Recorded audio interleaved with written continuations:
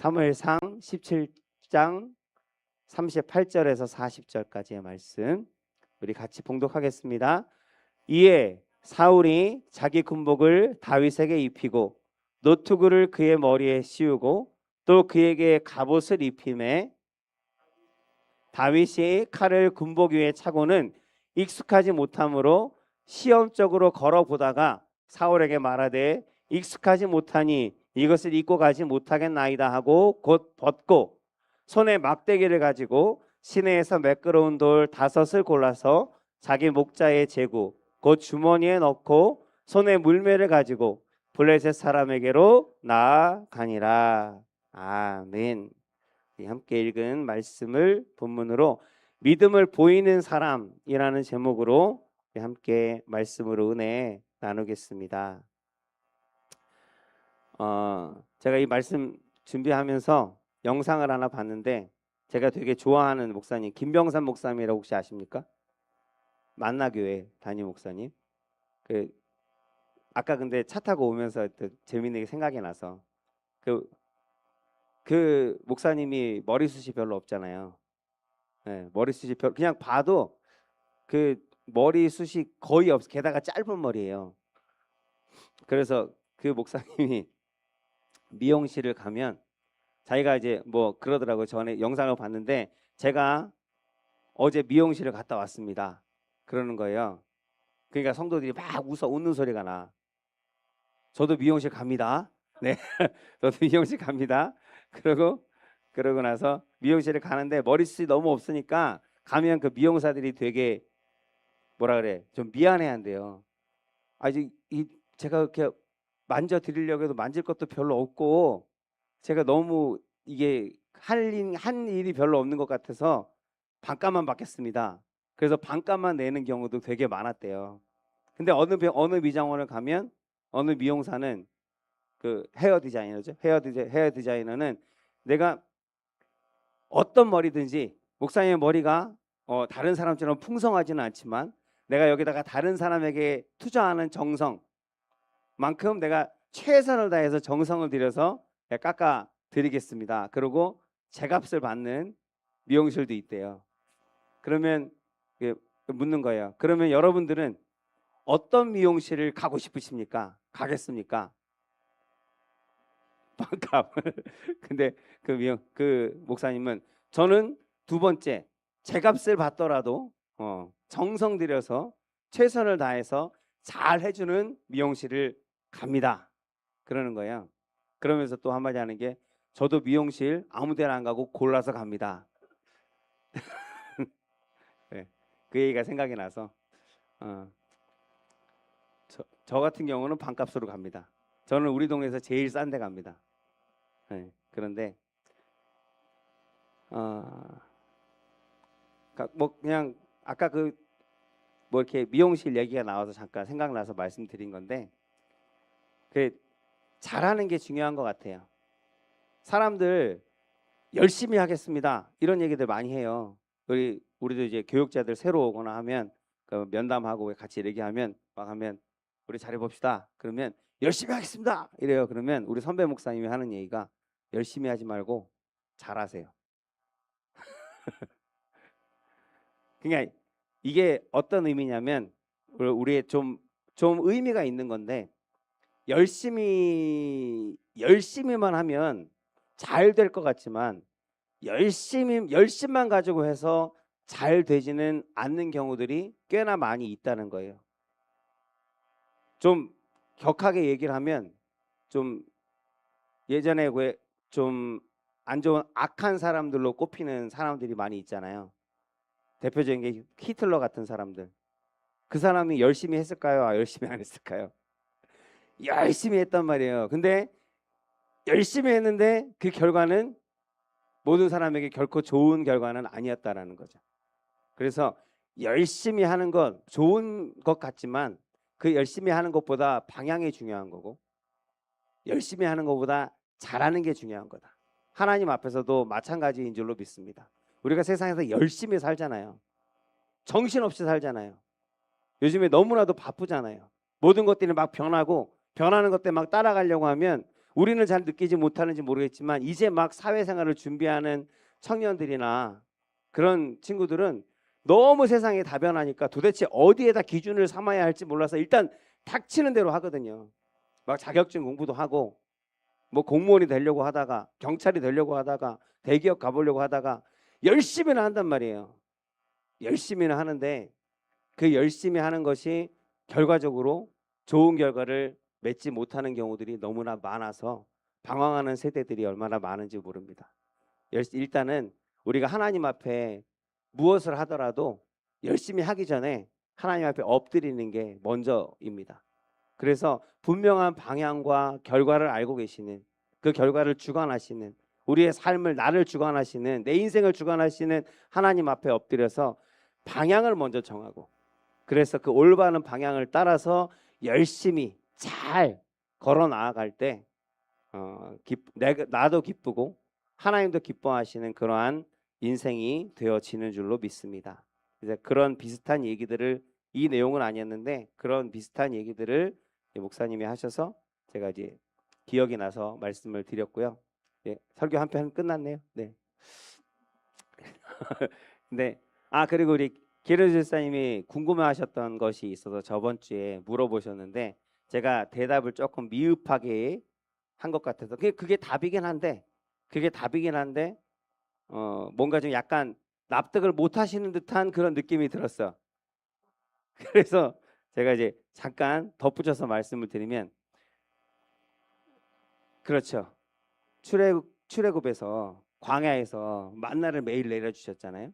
그 만나를 먹는데 이제 만나가 지겨워. 저는 근데 쌀은 지겹진 않은 것 같아요. 그죠? 밥은 지겨우신가요? 밥도 때로는? 나는 밥은 안 지겨운 것 같아. 라면도 질리다는데 라면이 저는 안 질리도록 안 먹어봐서 그런지 모르겠지만, 그런데 이 만나가 질렸던 것 같아요. 그래서 맨날 만나만 먹냐? 그래서 나 고기도 먹고 싶다.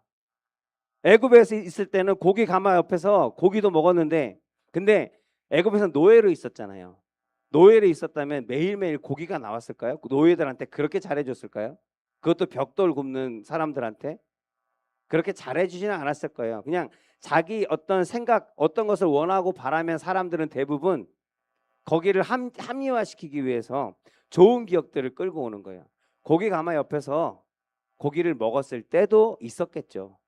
그러나 그게 항상 그러지는 않았을 거고 만족할 만큼 먹지도 못했을 겁니다. 그런데 어쨌든 그때는 고기도 먹었는데 고기가 막 옆에 있었는데 라고 얘기하는 게 성경에 나온다고요.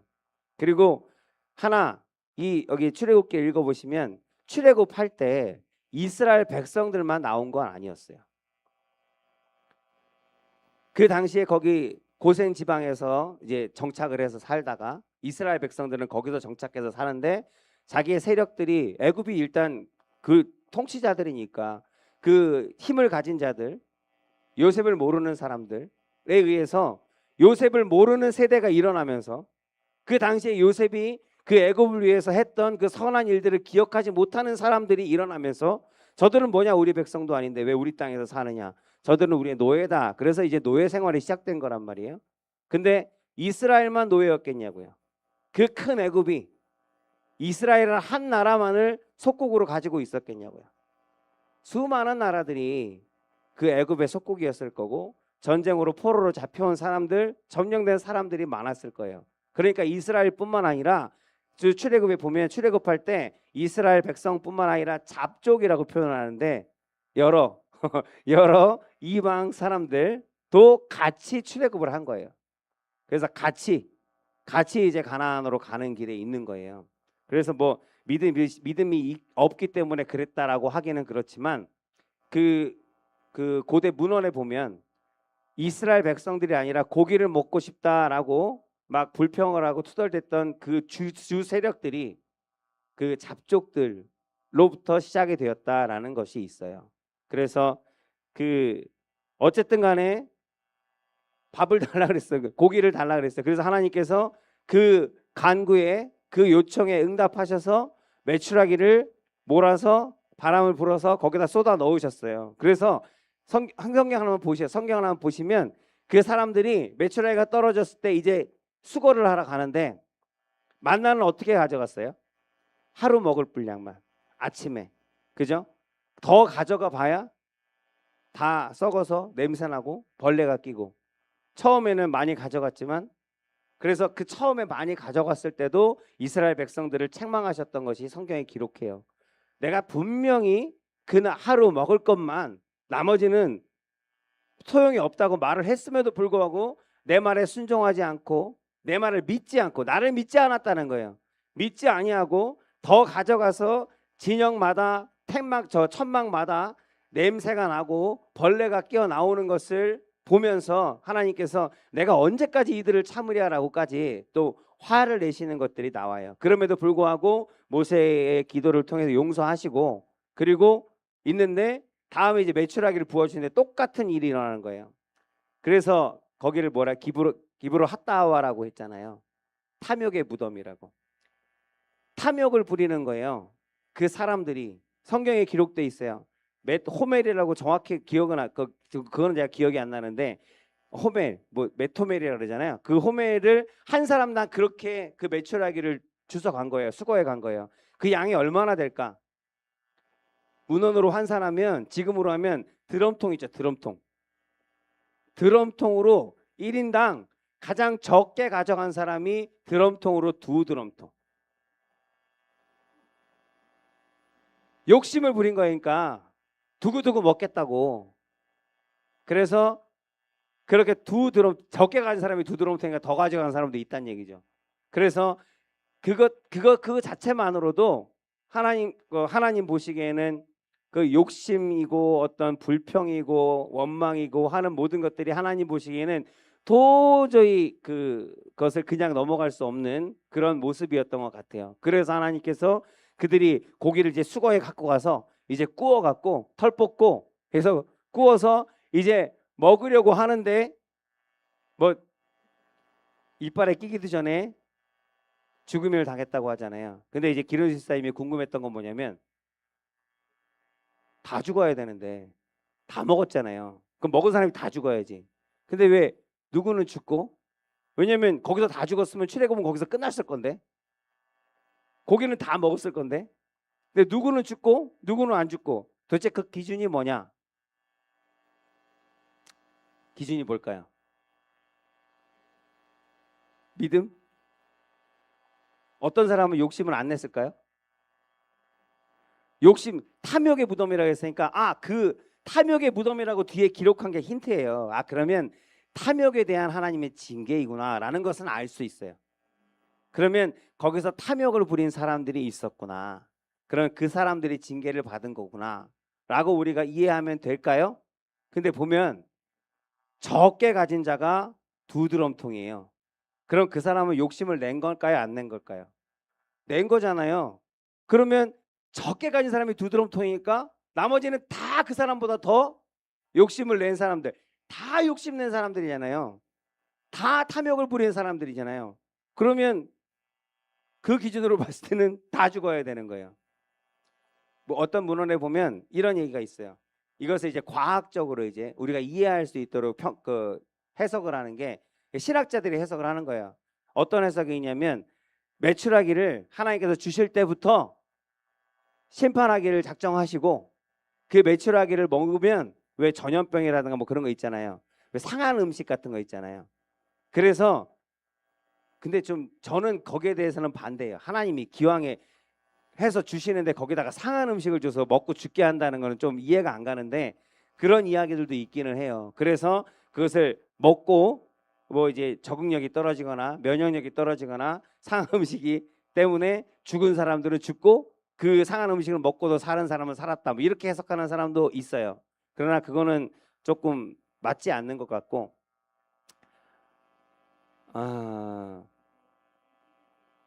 그 세대들,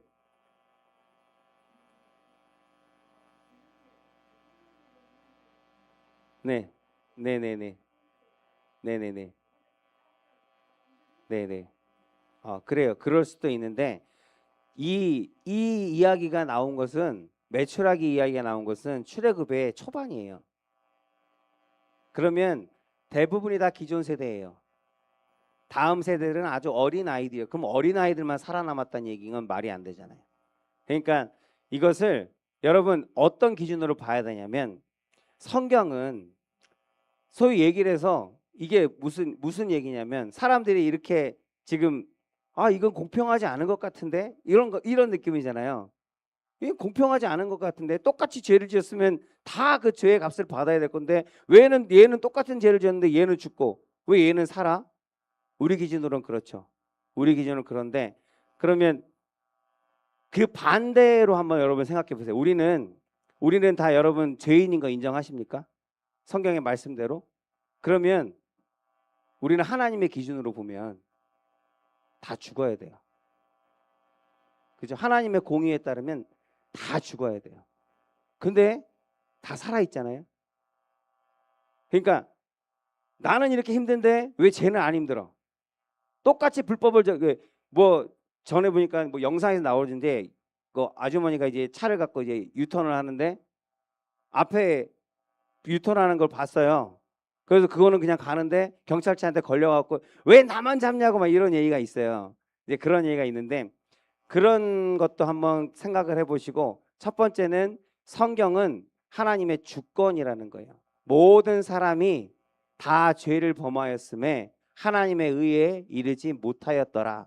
로마서는 그렇게 말씀하고 있고요. 그렇기 때문에 하나님께서 치시고자 하면 죄에 대한 대가로 우리를 치시고자 하면 살아남을 사람은 단 한 사람도 없다라는 거예요. 그러나 때로는 어떤 사람들을 치시는 것을 우리가 볼 때도 있습니다. 어떤 죄의 대가를 우리의 눈에 우리가 저 사람은 그 죄의 대가를 당하는구나라고 우리가 누구라도 알 수 있게 그렇게 하나님께서 치시는 모습들도 보기는 합니다. 그러나 하나님께서 이스라엘 백성들이 수많은 전쟁들이 있을 때 그리고 이스라엘을 하나님께서 우리의 모델로 삼으셨지만 또한 본보기로 삼으시기도 해요. 하나님께서 이스라엘 백성들에게 선한 계획을 가지고 계셔서 반드시 그 계획을 이루시기 위해서 이스라엘 백성들을 때로는 매로 치시기도 하고 때로는 다독이시기도 하고 때로는 축복하시기도 하고 함께 하셔 싸워주시기도 하고 그렇게 하나님의 나라를 만들어가는 모습을 하나님께서 약속하신 백성들을 내가 택한 백성들을 어떻게 하나님의 나라로 만들어가는지를 보여주시려고 주변의 모든 사람들에게 깨달아 알게 하시려고 이스라엘 백성들을 택하셨다라는 것을 여러분 들으셨죠. 그 이스라엘 백성들을 모델로 택하셨다는 거예요. 그 반대로 얘기하면 어떤 죄에 대한 징계도 어떤 본보기라고 할까요? 그래서 모든 사람들이 내가 야훼 하나님인 것을 알게 하고야 말겠다라고 하는 것이 구약의 주제입니다. 구약의 주제는 구약의 모든 기적들은 하나님께서 행하시는 모든 놀라운 일들은 다 내가 너희의 하나님, 너희는 나의 백성, 내가 만군의 야훼 하나님 되어지는 것을 이 백성들뿐만 아니라 이 백성들을 통하여 이루어지는 일을 통해서 모든 사람들이 알게 하고야 말겠다라고 하는 것이 이 구약의 주제예요. 그래서 다시 한번 이제 말씀을 드리면 이건 하나님의 주권에 속한 것이다. 누가 잘했고 누가 덜 잘했고 누가 잘못했고 누가 더 잘못했고의 개념이 아니라 하나님의 주권. 그래서 살아남은 사람들은 하나님의 은혜를 입은 사람들로 여러분들이 생각하는 게 맞지 않을까. 그래서 이건 그렇죠. 만약에 기준을 따져갖고 요 기준에 넘어가면 죽는 거고 요 기준에 들어가면 사는 거다라면 여러분 그 기준을 누가 할 건데요?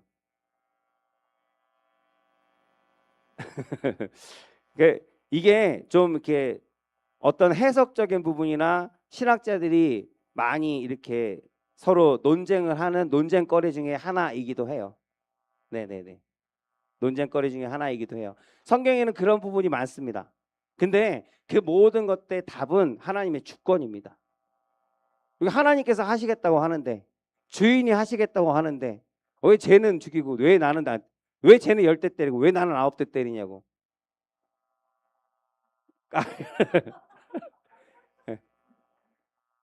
그래도 성경에 또 그 얘기돼. 토기장의 얘기 있죠.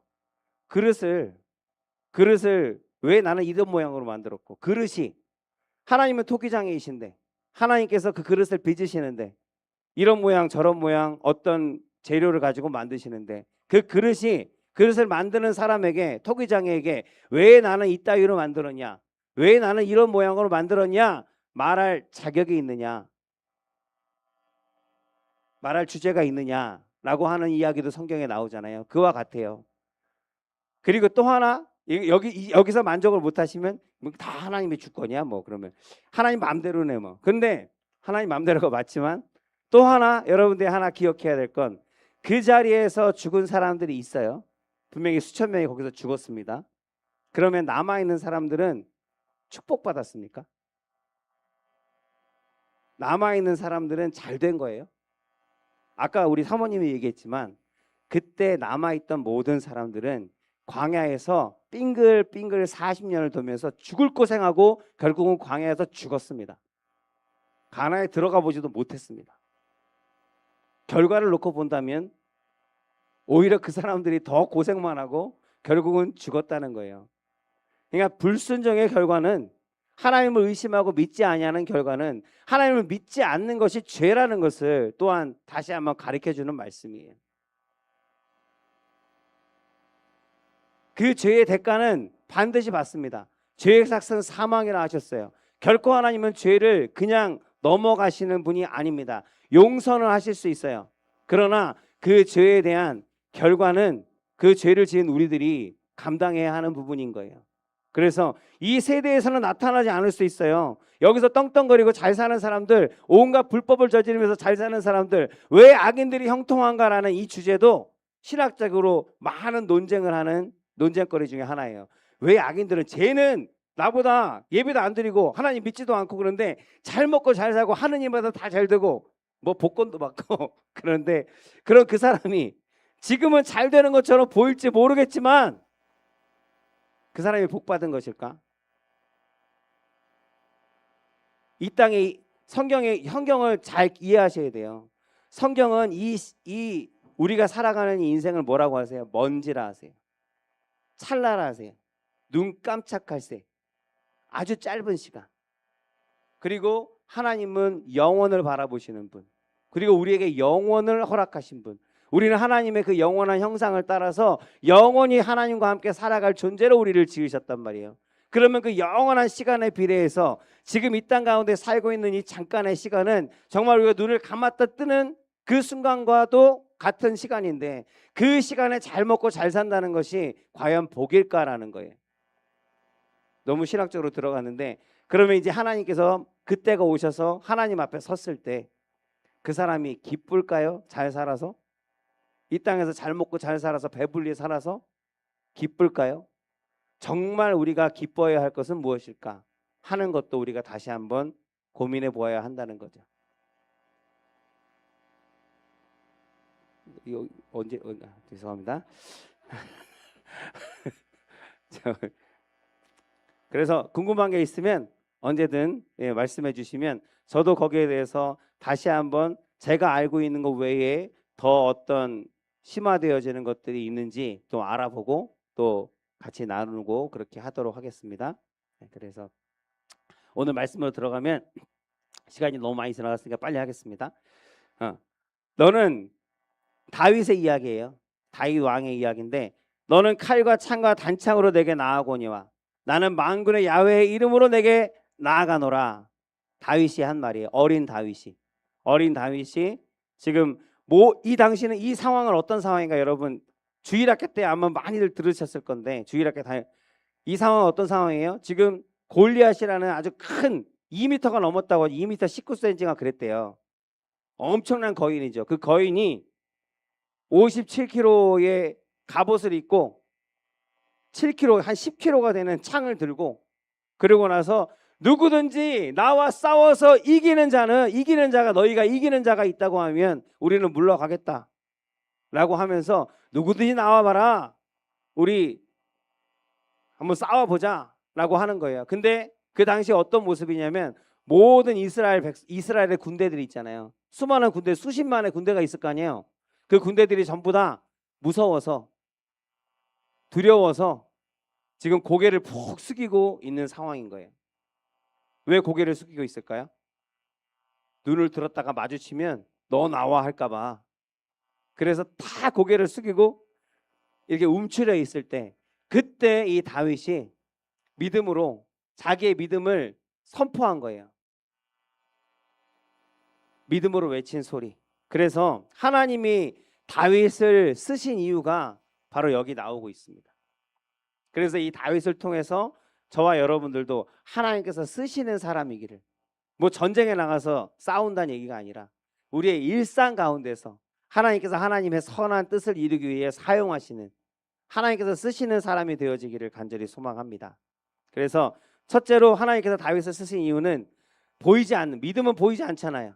하나님도 보이지 않잖아요. 근데 그 보이지 않는 믿음을, 보이지 않는 하나님을 보이는 사람이 바로 다윗이었다라는 거예요. 저와 여러분에게도 믿음이 있습니까? 믿음이 있습니까? 믿음이 있어요. 믿음이 있는데 하나님은 살아계십니다. 아멘. 하나님은 전능하십니다. 하나님은 나를 사랑하십니다. 하나님은 나를 향한 선하신 뜻이 있습니다. 이스라엘 모든 백성들이, 우리뿐만 아니라 그 이스라엘의 군대들 있죠. 고개를 숙이고 있는 그 이스라엘 그 군대, 그 모든 백성들이 다 이 믿음이 있었어요. 분명히 그 믿음을 가지고 있었습니다. 그러나 골리앗 앞에서 고개를 숙여요. 두려워서 고개를 숙입니다. 왜일까요? 내가 하나님을 믿기는 하지만, 내가 그것을 알고는 있지만 하나님께서 이런 상황에서는 뭘 하실 수 있겠어? 내가 나가면 반드시 죽을 거야. 하나님은 전능하시고, 하나님은 나를 사랑하시고, 하나님은 나를 향한 선한 계획이 있으심을 내가 믿습니다. 다 믿는다고 할 거예요. 누구나 그 자리에서 한번 물어보세요. 다 믿는다고 할 거예요. 그러나 그 믿음이 있음에도 불구하고 그 상황 가운데서 앞에 나가지 못해요. 고개를 숙이고 있어요. 이 상황에서는 하나님도 어쩔 수 없어. 이런 문제는 하나님 안 돼. 이런 상황은 안 돼. 할 수 없어. 한마디로 얘기해서 그 자리에 있는 모든 사람들이 믿음의 사람이라고 하지만 그 믿음의 사람들 가운데 다윗, 그 이 소년, 이 한 사람만이 자신의 믿음을 소리쳤어요. 그러니까 모든 믿는 사람들 중에서 다윗만이 하나님께서 쓸만한, 하나님께서 쓰실 만한 믿음을 가진 유일한 사람이었다라는 것을 성경이 지금 말하고 있는 거예요. 사울 왕도 나가지 못했습니다. 수많은 장수들도 그 앞에서 내가 나가겠다 한 사람도 없었어요. 모든 사람들이 야훼를 믿는, 야훼께 예배하고 야훼를 경외하는 사람들이었습니다. 말로는. 그러나 그 사람들 중에 하나님이 쓰실 만한 믿음, 보여질 만한 믿음을 가지고 있는 사람은 다윗 한 사람 외에는 없었다라는 것을 이렇게 성경은 기록하고 있는 거예요. 둘째로 다윗을 하나님께서 쓰신 이유는 항상 하나님을 부르는 사람이었다라는 것입니다. 어떻게 알 수 있을까요? 당시에는 여러분 수요 예배 없었어요. 새벽 예배, 금요 예배, 주일 예배 없었습니다. 그러면 어떻게 다윗은 자기의 믿음을 지키며 성장시켜 갈 수 있었을까요? 우리가 지금 되게 잘못하고 있는 것이 뭐냐면, 예배를 드리고 주일, 수요일, 금요일 날 예배를 드리면 내가 믿음이 있다라고 생각합니다. 믿음이 있으니까 예배의 자리에 나오는 거겠죠. 그러나 하나님께서 쓰시는 믿음은, 쓰시고자 하는 믿음은 예배당에서만, 교회에서만 보여지는 믿음이 아니라는 겁니다. 교회는 우리의 믿음이 자라는 자리가 맞습니다. 하나님의 은혜를 받는 자리가 맞아요. 그러나 그 받은 은혜, 받은 믿음을 가지고 이제 세상에 나가서 그 믿음을 보이고 하나님이 살아계심을 보이는 그런 사람들을 만드는 곳이 교회인 거예요. 근데 대부분의 사람들이, 대부분의 교회가 교회 안에서는 믿음이 훌륭합니다. 교회 안에서는 믿음이 보여요. 나타냅니다. 드러내고 일부러 드러내는 사람들도 많습니다. 그런데 교회에서 나가기만 하면 그 믿음이 있는 것을 발견할 수가 없어요. 찾아볼 수가 없어요. 그런 사람들이 얼마나 많은지 모릅니다. 그런 사람들은 하나님께서 쓰실 수가 없는 거예요. 많은 사람들이 여기도 이 이야기에서 모든 다른 사람들이 다 믿음의 사람들이었지만 하나님께서 쓰실 수 있는 사람들은, 하나님을 나타내고 살아계신 하나님을 증거하는 사람은 다윗 외에는 없었다라는 거예요. 그래서 다윗의 집에 사무엘이 사울 왕을 하나님께서 패하시고 새로운 왕으로 다윗을 택하셨어요. 근데 누군지는 모르는 상황에서 하나님의 명령을 받아서 사무엘 선지자가 이제 다윗의 집, 이새의 집에 다음 왕을 기름 붓기 위해서 찾아갑니다. 찾아가는데 그 자리에 그 장신의 아들들을 다 모으시오 했어요. 그런데 다윗은 8형제 중에 막내예요. 남자 8명 형제 중에 막내입니다. 다 아들들이 모였는데 다윗만 그 자리에 없었어요. 성경은 그것을 기록합니다. 다윗은 어디 있었어요? 양을 치고 있었어요. 아버지의 양을 치고 있었습니다. 아버지도 다윗을 중요하게 여기지 않았고 그 형들도 다윗을 대수롭게 여기지 않았습니다. 어떤 사람도 다윗을 주목하지 않았어요. 다윗이 쓸만한 사람, 왕이 될 만한 사람, 뭔가 존귀하고 뭔가 그 안에 가치가 있는 사람이라고 생각하는 사람이, 가족들도 그렇게 생각 안 하는데 어떤 사람이 다윗을 그렇게 생각하겠어요? 그 당시에는 장자 중심의 문화였어요. 장자가 모든 것을 다 취하고 장자가 모든 것을 다 관리하고 그 형제들도 다 보살피고 관리하고 보호하고 장자 위주의 그런 문화에서 다윗은 막내에는 아무런 기대도 없었다는 거예요. 그렇기 때문에 사무엘이 왕을 여기서 세우기 위해서 기름 붓겠다고 왔는데 다윗은 부르지도 않았다라는 거예요. 다윗의 위상이 지금 그런 모습인데, 그렇게 아무도 주목하지 않는 그 자리에 있는 다윗을 누가 주목하셨을까요? 사람은 주목하지 않았어요. 하나님께서 주목하셨다는 거예요. 하나님께서 왜 주목하셨을까요? 양을 잘 쳐서? 하나님께서 주목하시는 사람은 뭘까요? 왜 하나님께서 주목하셨을까요? 누군가를 여러분이 바라보면 왜 바라볼까요? 갑자기 그냥 지나가는 사람들을 바라볼까요? 하나님을 불렀다는 거예요. 그 자리에서 하나님을 부르는 사람, 그 자리에서 하나님을 예배하는 사람, 그런 사람이 바로 다윗이었다라는 겁니다. 노래를 부르며 악기를 가지고 하나님을 찬양하는 사람, 아무도 주목하지 않는 그곳에서, 아무도 귀하게 여기지 아니하는 그 자리에서 하나님을 찬양하고 하나님을 불렀던 사람, 그 사람이 바로 다윗이었다라는 거예요.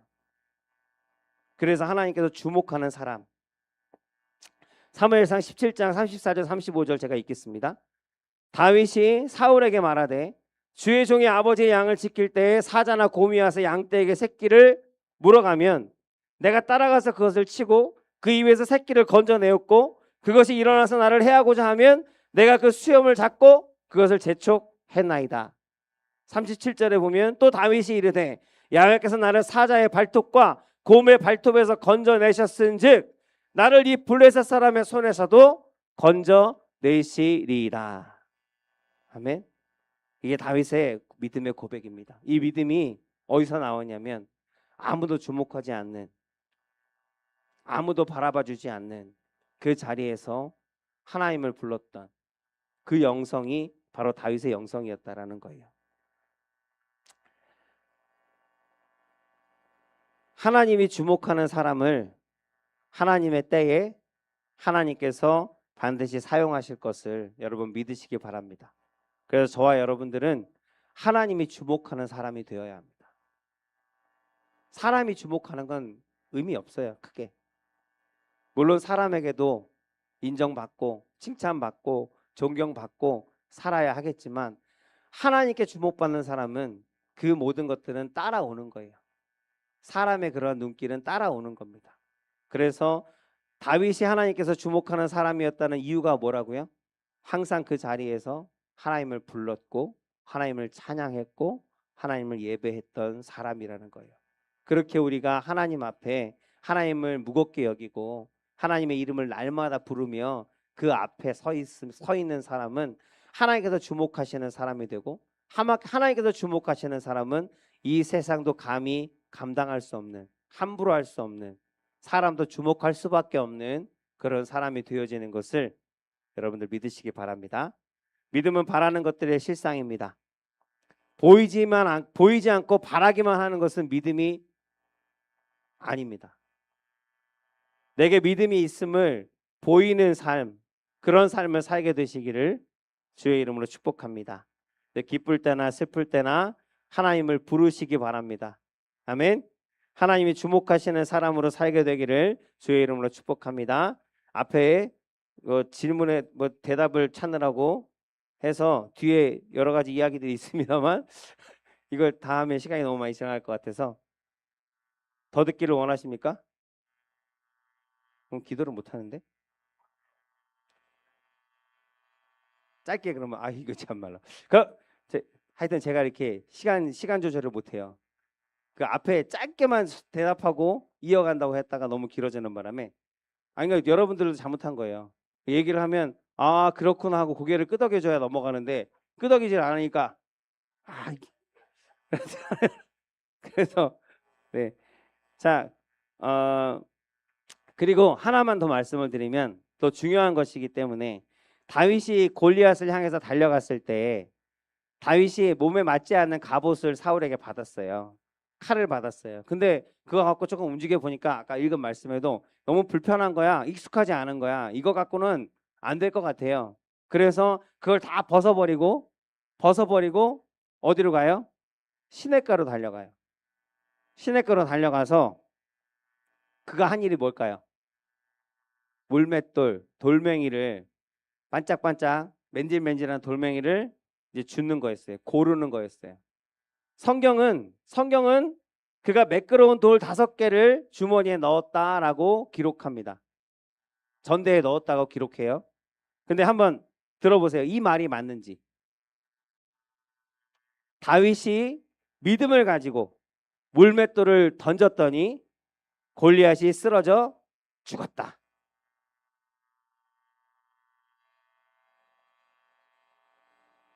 맞는 것 같죠? 네, 맞아요. 맞는데 조금 틀려요. 그 조금이 뭐냐면 수봉음 노원교회 박철수 목사님이라고 계십니다. 네. 뭐 이름이 중요한 건 아닌데 그분이 체육선교회를 담당하는 목사님인데요. 그 목사님이 사격으로 올림픽에서 금메달을 따신 금메달리스트예요. 그리고 이제 목사 안수를 받으시고 체육선교회에서 이제 여러 가지 일들을 하시는데 그 목사님 백으로 제가 태릉 선수촌에 들어가 봤어요. 목사님 뒤 쫄쫄 따라갔고 태릉 선수촌에 들어갔는데 깜짝 놀랐고요. 정말 그 선수촌의 어떤 그 체육관 시설들을 보면서 내가 우리나라 국민이라는 것에 대한 뭔가 약간 가슴 뻑찬 그런 거 자부심도 좀 생기더라고요. 한번 가실 수 있으면 백이 좀 있어야 되는데 가 보시면 장난 아니에요. 그 체육관이 얼마나 큰지 끝도 보이지 않고요. 시설들 정말 하여튼 그러니까 일단 뭐 헬스장이나 이런 데서는 본 적도 없는 것들이에요. 그래서 정말 대단하다. 우리나라 정말 대단하다. 누구라도 운동을 조금 하는 사람이라면 이 체육관에 와서 운동하고 싶겠다. 이런 생각이 들었어요. 야, 정말 대단하네요. 나도 막 여기서 뭐 좀 운동해보고 싶어요. 그랬더니 그 박사 목사님이 뭐라고 하시냐면 여기 많은 선수들이 있는데 선수들이 이 체육관에 들어오는 걸 제일 두려워합니다. 왜일까요? 빡세서. 그 체육관에 일단 들어오면 정말로 진짜로 그런 사람도 있네. 토가 나올 정도로 소의 걸 다 쏟아낼 정도로 그렇게 격하게 훈련을 시킨대요. 그래서 거기 들어가는 게 제일 무섭대요. 그런데 목사님이 덧붙여서 하시는 말씀이 그런데 여기서 이 체육관에서 끝까지 견디고 버티고 남아있는 사람이 메달을 땁니다. 그러더라고요. 그게 되게 오래 기억에 남았어요. 다윗의 왜 이 얘기를 하냐면 다윗이 골리앗을 이길 수 있었던 이유는 믿음만이 아니었다라는 것을 말씀드리는 거예요. 믿음만 있으면 다 된다. 오직 믿음으로 성경은 그렇게 얘기하지만 믿음이 다는 아니라는 거예요. 내가 믿기만 한다고 해서 모든 일들이 내 믿음대로 다 이루어지는 것은 아니라는 겁니다. 성경에 어디도 그런 이야기는 없습니다. 그래서 가장 이 믿음은, 이 다윗은 가장 자신 있는 게 칼이 아니었어요. 뭐였어요? 물맷돌이었어요. 자기가 가장 잘 사용할 수 있는 것이 물맷돌이었어요. 항상 물맷돌을 돌리면서 아까 얘기했던 것처럼 사자와 곰을 상대했어요. 이 물맷돌로 양을 치면서. 그러면 처음부터 잘했을까요? 처음부터 던지면 잘 맞았을까요? 그건 아니겠죠. 빗나가고 때로는 두들겨 맞기도 했을 거예요. 물리기도 했을 거예요. 도망가기도 했을 겁니다. 처음에는 그렇게 못 맞췄을 거예요. 그러나 양을 지켜야 되고 내가 할 일이 그거니까 그것을 잘하기 위해서 연습했을 겁니다. 누가 보지 않더라도. 우리가 보지 않았더라도 알 수 있잖아요. 연습하고 돌리고. 그래서 골리앗한테 나갈 때는 자기가 달려가면서 그 돌을 던졌어요. 성경에 기록되어 있어요. 나아가면서 달려가면서 그 물맷돌로 돌을 던져서 맞추는 건데, 그 골리앗이 어떤 목사님은 그렇게 얘기해요. 골리앗이 너무 크니까 2m가 넘으니까 너무 크니까 그 관역이 크잖아요. 아무렇게나 던져도 맞겠다. 그런 자신감으로 다윗이 나가서 이겼을 것이다. 그럴 수도 있겠지만 자신감만 갖고 되는 건 아니고 57kg의 갑옷을 입었다라고 하는 것은 온몸을 다 갑옷으로 둘렀다는 거예요. 아무리 크더라도. 그러면 맞출 수 있는 부분, 넘어뜨릴 수 있는 부분은 이 이마밖에 없는 거예요. 여기밖에는, 이 드러난 데밖에는 없는 거예요. 그 작은 부분을 맞춰야만 되는 건데 다윗은 그것을 맞출 수 있는 실력을 연습을 해서 준비했던 사람이었다라는 거예요. 그래서 그 믿음과 나의 노력이 만났을 때, 내 믿음과 하나님 아버지의 손이, 도우시는 손이 만났을 때 역사가 나타나고 기적이 일어나는 것을 여러분 믿으시기 바랍니다. 그래서 그럼 하나 더, 왜 5개일까요? 왜 돌멩이를 5개일까요? 만약에 여러분들이 다윗이었다면, 내가 골리앗은 너무 커, 다른 사람들 다 무서워도 도망가는데 나는 돌멩이 던지는 것밖에는 잘하는 게 없어요. 근데 믿음으로 나아간 거잖아요. 만군의 야훼의 이름으로 나아간다. 너 돌멩이 들고 나갔단 말이에요. 그러면 여러분들 하나님께서 지켜주실 거야, 하나님께서 도와주실 거야, 하나님께서 맞춰주실 거야 라고 그런 믿음으로 갔다면 돌멩이가 5개나 필요해요? 하나면 되잖아요. 하나면. 근데 왜 5개를 준비했을까요? 왜 5개를 골랐을까요? 평상시 연습했던 게 항상 5개로 그럴 수도 있고요. 근데 저는 그렇게 생각하지 않았고요. 5개 큰 의미가 있구나. 다윗도 무서웠던 거예요. 믿음으로 나아갔지만 다윗도 두려움이 있었다는 겁니다. 사람이기 때문에 두려움이 있었다는 거예요. 그래서 돌멩이를 일단 하나를 골랐습니다. 상상하는 거예요. 돌멩이를 하나 골랐어요. 그냥 고르기만 했을까요? 그 돌멩이를 하나 고르면서 뭐 했을까요, 여러분? 기도했겠죠. 시냇가에서 돌멩이를 고르면서 잘 동글동글동글해서 잘 던지기 쉬운 거를 고르면서, 하나를 고르면서 하나님 앞에 기도했을 거예요. 하나님 도와달라고. 근데 마음에 안심이 안 되잖아요. 여전히 두려움이 남잖아요. 그러니까 또 다른 돌멩이를 하나 더 고르면서 하나님 도와주세요, 하나님 살려주세요. 그렇게 5번이나 기도를 하고 나서야 그 두려움이 가라앉고 하나님께서 그 마음 가운데 확신으로, 평안으로 응답하여 주셨기 때문에 달려나아갈 수 있었는 줄로 믿습니다. 저는 그렇게 해석했어요, 이 5개라는 돌멩이를. 그래서 우리에게도, 우리가 어떤 일을 할 때 항상 그냥 믿음으로만 나아가는 것이 아니라 그 믿음 가운데 그 준비되어지는 자로, 내가 준비된 자로서 그 믿음을 가지고 하나님 아버지의 손을 구했을 때 그 손이 우리의 믿음과 하나 되어지면, 하나님의 도우심과 우리의 믿음이 하나 되어지면 반드시 역사는 일어나고 골리앗이 정말 불가능한 것이 그 앞에서 쓰러지는 것처럼 여러분 삶 가운데의 모든 문제들 가운데도 하나님의 선하신 역사가 나타나게 되는 줄로 믿습니다. 다윗을 통해서 우리가 그렇게 하나님께서 주신 말씀들을 깨닫고 마음 가운데 새기고 다윗처럼 그렇게 하나님께서 쓰시는 사람, 준비된 사람, 하나님께서 주목하시는 사람, 그런 사람, 그런 인생으로 살아가게 되시기를 주의 이름으로 축복합니다. 아멘. 기도하겠습니다. 하나님 아버지 감사합니다.